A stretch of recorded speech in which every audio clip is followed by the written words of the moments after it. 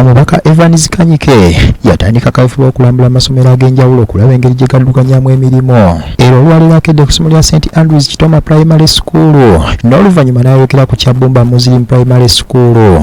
Amyuka akulira essomero lino Sonko Moses n'abalala bamutegeeza nti abazadde ebyokuwa abayizi ekyemisana baabivaako dda ekikosa ennyo okusoma kw'abaana baabwe.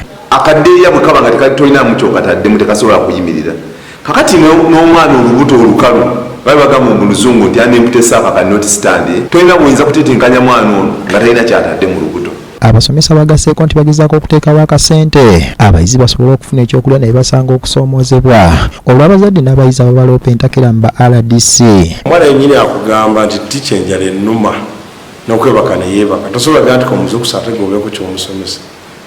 Kati kitukaluubirira era tuwulira ennaku nnyingi mu mitima gyaffe ng'abazadde basobola ate batubateera mu meetings gye bajja mu bungi.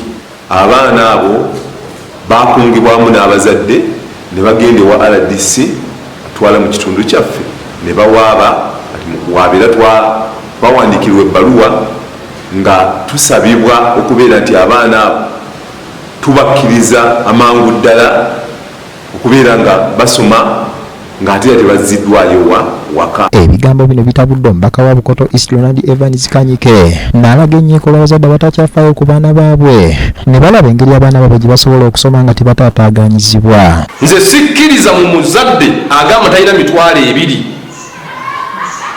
kuwaayo mwana mugulira buuki. Omwana si wa gavumenti, omwana wuwo nange katugeze sirina mitwalo 2 nengu ezinafunga obunyezi ne mutyaba. Ono era yenyamidde olw'ensimbi etono gavumenti zeteeka mu buli muyizi mu nkola y'opi ate nga zirwawo okutuuka ku masomero. Bw'olaba ssente eziweebwa omwana w'eggwanga 3,000 ezitajasobola kugula mugaati wadde kiro ya sukaali, ekisooka kwe kwongeza capitation grant.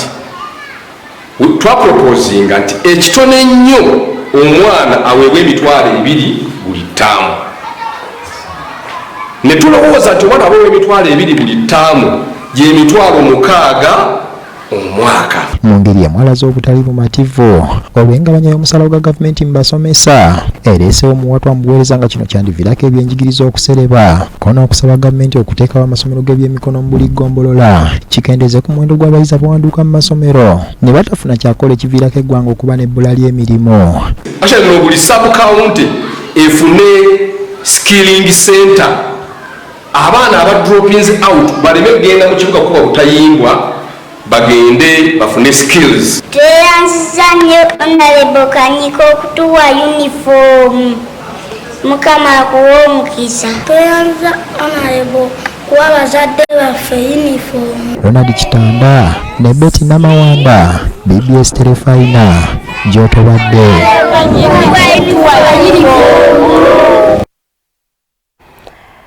Kale mu mbeera eyo ate ye mu kaweefube w'okutumbula obwerufu mu bakozi ba gavumenti ez'ebitundu